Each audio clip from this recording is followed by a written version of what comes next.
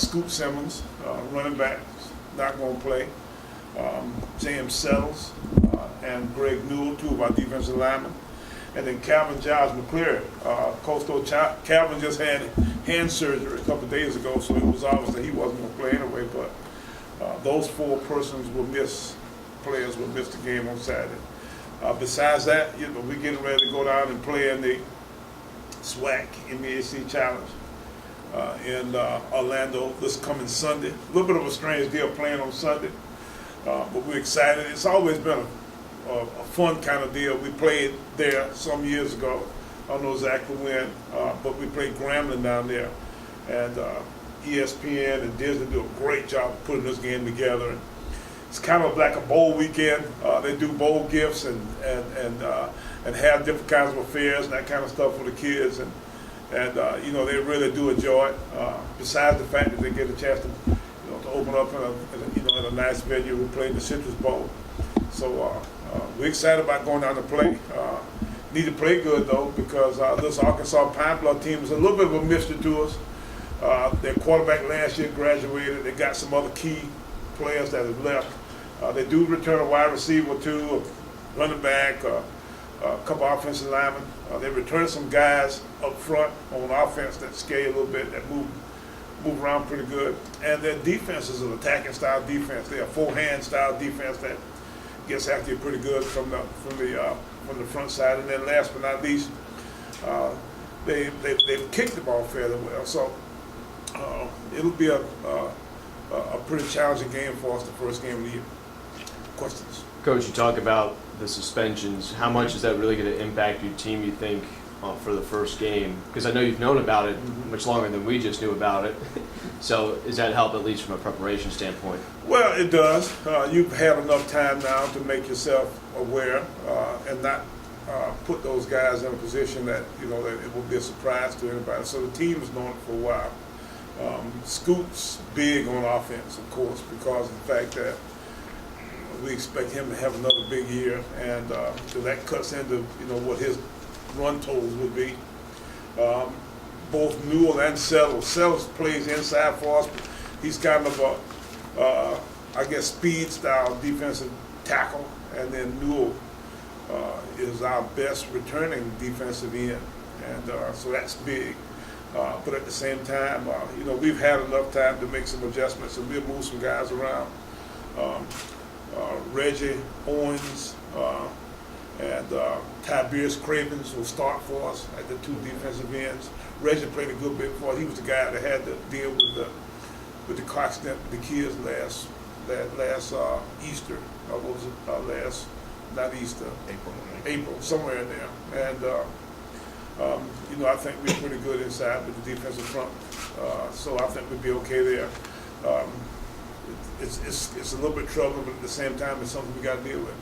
Just from a morale standpoint, I mean, does it hurt the team in any way when you don't have some of your top players go in for the opening game, or is the excitement from opening day enough to help them overcome that? Let's hope the excitement of opening day will allow us to overcome all of it. I think the guys that are given the opportunity to play, one man's pain is another man's pleasure. These guys enjoy playing, and the fact that it gives us another guy an opportunity, is really probably something that we hope that we can turn into a bright spot for us. So it may give a person who's farther down the line an opportunity to play who ordinarily wouldn't, and might not necessarily be a bad thing. Might be something good in there.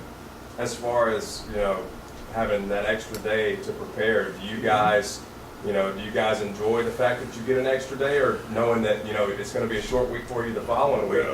How does that affect you? Yeah, I wish it was a Saturday game. I mean, you don't need extra days for your first game because you've had too much time already practically. But at the same time, we played then another game in 5 days, and then we play another game another 4 days. So we played 3 games here in 12 days. So we kind of jammed all those games together right there together, which is a little bit of a tough deal.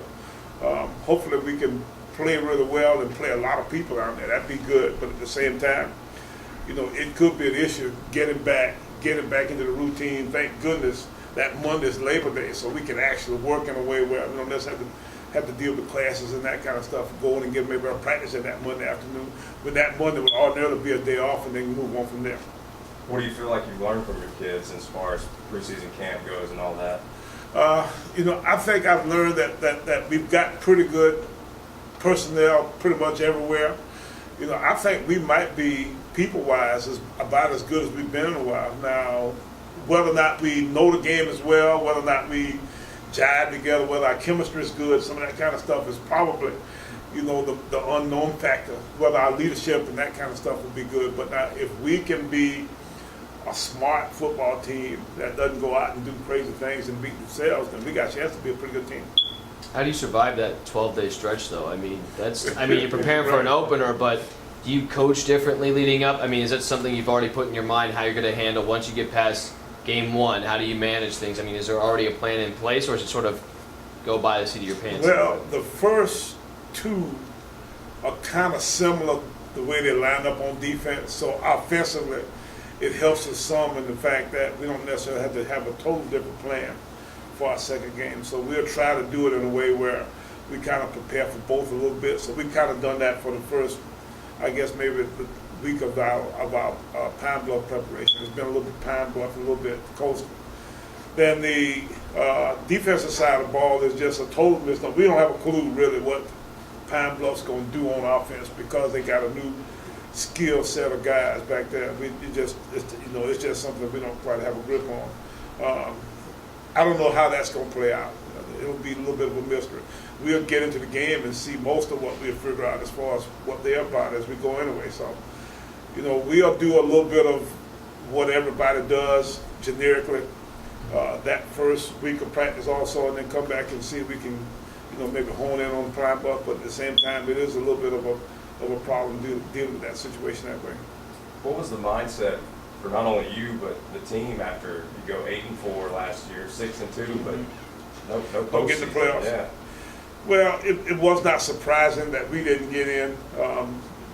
Our non-conference record, our points, those kind of things that the committee would consider weren't all that great. One of the things that's pretty good this year is that we can play good in our non-conference schedule. Then it might be something that we could get some pretty good consideration if we were to finish second in our league and maybe be able to win a game, say out of Coastal or Furman. Then I think that would give us enough of a resume to give us an opportunity to get in. So it's a little bit different schedule. We don't have one of the guaranteed kind of sure loss games that we generally have on our schedule. But at the same time, we do have an opportunity to maybe make some hay with some of the non-conference people that we play. Along that same line, just because you brought it up a little bit, talking about the playoff picture there, I know it's a little different for you guys this year, if I'm not mistaken. I'm curious, now that you don't no longer have the automatic bid from the conference, but there is the option if, say, you were to qualify for the playoffs or go to the bowl game and make money. Right. Is there already is there already a decision in place? Well, yeah, I think that's pretty much done. If we should actually win the conference, if we would be the conference selection for the Celebration Bowl, then we go to the bowl game. It'd be a no-brainer for us. It's a nice size payday.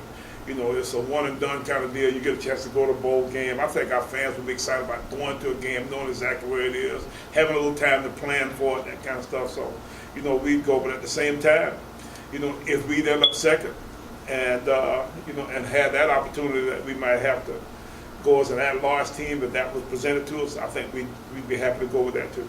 So the plan's already in place, but it's funny to look at, though, your schedule-wise, because you talk about being on a big stage like a bowl game. You guys are already on a bunch of big stages as it is. You open up in Orlando, and you're on ESPN a bunch of times this season. Talk about what that means to this program, being able to be in the spotlight so much nationally this season. Well, I think it's great for both our program and our university. You get an opportunity to showcase our team and all the other things that go around our team, bands and fans and all other stuff. That you'll see once you see us on television that way. So, I'm just happy with the fact that the powers that be feel good enough about our program that they want us on television. They like having us on TV. We've been a good television team so far. So, with that being the case, then it makes you feel great that you're getting an opportunity, but it makes you feel even better that, you know, that our league and ESPN feel good enough about us to put us in those particular situations. Do you do anything different for the national cameras when you know they're on you? No.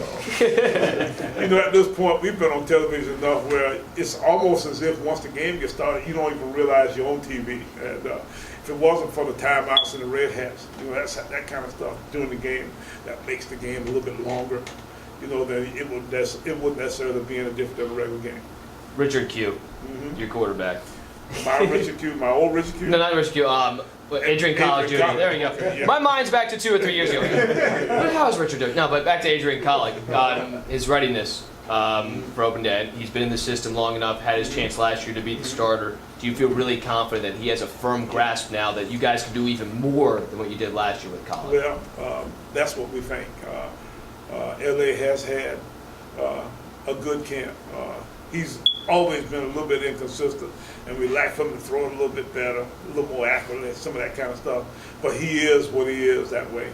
And, you know, he does do some things that really make you say sometimes, man, this guy can be really special. He's a good inside runner, which is a little bit strange for QBs because most of them don't want to run inside. You know, they want to run more, you know, out on the flanks and toward the sidelines and that kind of stuff. So he'll get in there and mix it up a little bit. So he's really a tough guy that you don't sometimes get that sensation of because when he throws the ball, he doesn't stand in there quite as good as I like. So he's a better runner than he is a guy who, you know, maybe takes a blow when he doesn't have a chance to kind of ward off the, you know, the attackers and that kind of stuff. So he is a little bit strange that way, but at the same time, we think that he's going to be a more experienced, better player this year now. Caleb York will most likely play some in this game. We like to give him some experience here from the very beginning. And I really like this young kid, and I think he's going to be, you know, a real good player for us. So we need to develop a two. We've always understood that in an offense where your quarterback runs around a little bit when you're zone reading and doing some power reading, that kind of stuff with him, when he runs the ball up in that little bit,